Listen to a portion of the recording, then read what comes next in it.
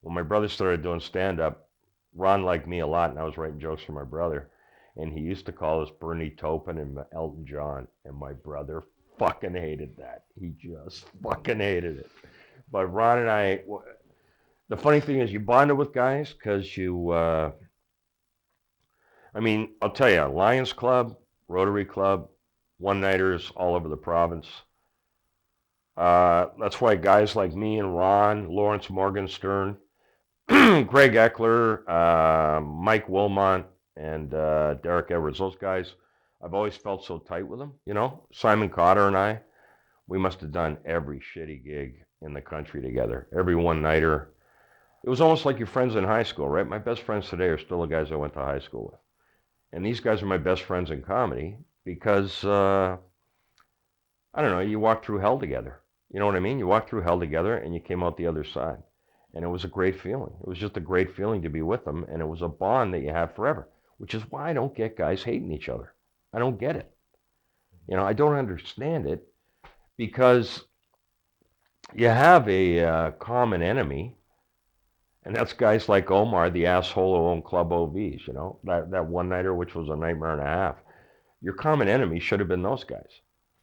And the other thing is I don't get, and this is one thing I really don't get, Bill. I'll tell you, I don't understand it. Guys hating Mark Breslin. I don't get it. Oh, I didn't become a star. I didn't become this. I didn't become that. Well, wait a minute. You sat in your apartment and smoked dope all day. Then you came out and did the same 15 minutes for a year you were always doing. What do you think was going to happen? Basically, the only thing, the thing he did is give you a platform. If there was no yuck yucks, I don't know what would have happened. You would have gone through the rest of your life being living room funny, and I don't know about you, but that would have killed me. It would have killed me. It would have killed my brother. Okay, here's the way it would work for me. This was great. I love Scotty Harris, but Scotty and I, we hardly ever got to work together because we were both the top MCs, along with Donnie. So here's the way it would work. Windsor, London, Hamilton, Niagara. Windsor, London, Hamilton, Niagara. Hamilton, London, Niagara, Windsor. So that would be my circuit, right? Every weekend. And I was making great money doing it for the time. So if Scott wasn't in Niagara, I was. If Donnie wasn't in Niagara, Scott was. And Lydia booked it that way. So basically, we didn't have to book on anywhere because it was fantastic. We were in those four clubs all the time. And at the time, those four clubs in Ottawa were the five best clubs in the country. You know, I mean, I love Ottawa because of Howie Wagman, Mark's nephew. I mean, Howie and I are like this and have been since he was 19. But those clubs were amazing for me, and there was nothing like doing Niagara Falls in the summer. Man, the place was packed with American tourists. It was like a recipe for success as soon as I got out there and started talking to people. Because the other thing was they were American. They loved having the spotlight on them, even if you were making fun of them. And that's where I really cut my teeth in Niagara Falls Club, you know. It just made me. And Mark used to say to me all the time, when are you going to headline? When are you going to headline? When are you going to headline? I would go, never. And he goes, why not? I go, did David Letterman ever headline? No. He was the MC. That's all he ever did. And he did it because he wanted a late night talk show. And I said, I'm telling you why I'm doing it. And Mark, you know what? He never laughed at me. He never said it's never going to happen. He just said to me, you know what? If that's what you want, I give up. If that's what you want to do, I give up. Go ahead and do it. You know. And that was impressed me.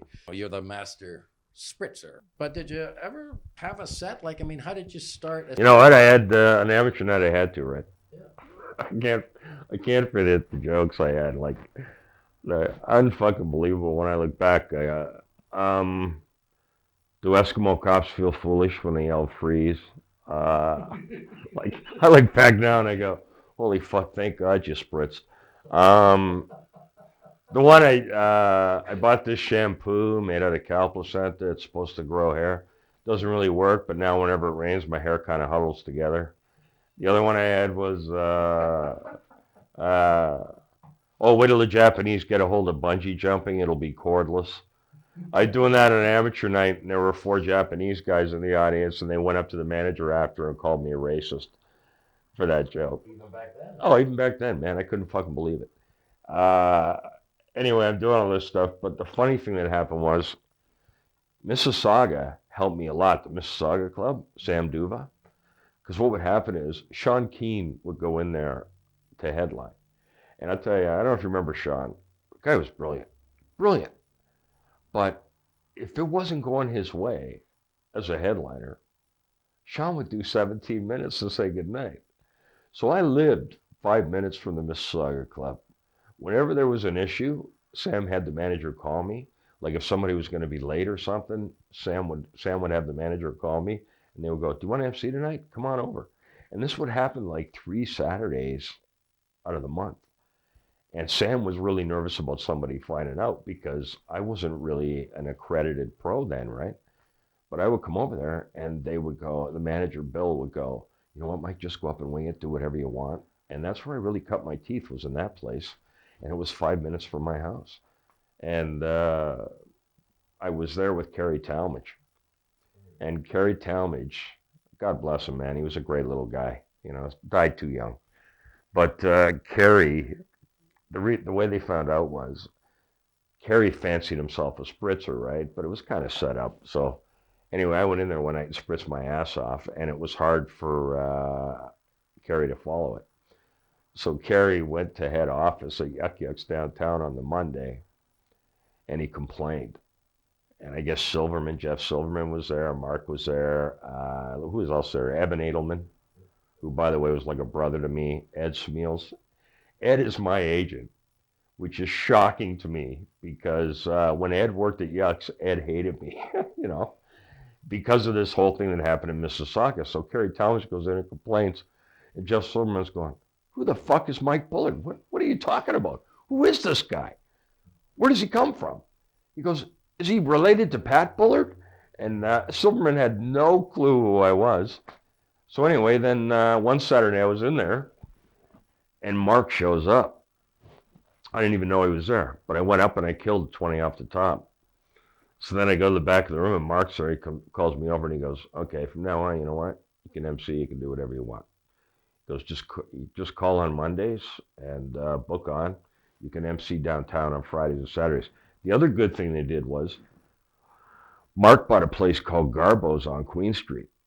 So when you were getting good, Mark opened Garbo's, and it was for guys who were amateurs who were slated for pro, and it was weekends.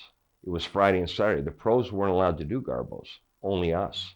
And we were all basically amateurs who he thought had what it took. And you were there every Friday and Saturday night, and it was incredible. Because it was a Queen Street crowd. It held about 80 people. It was always full, and it was always a great time. I mean, these were halcyon days, right? Halcyon days. I mean, everything Mark touched turned to gold at the time. I don't think Sketchpad worked. And then they did the karaoke thing. I'm not sure how well that worked when they came out with the Yuck Yucks karaoke machines. But anytime he opened something for stand-up, it took off,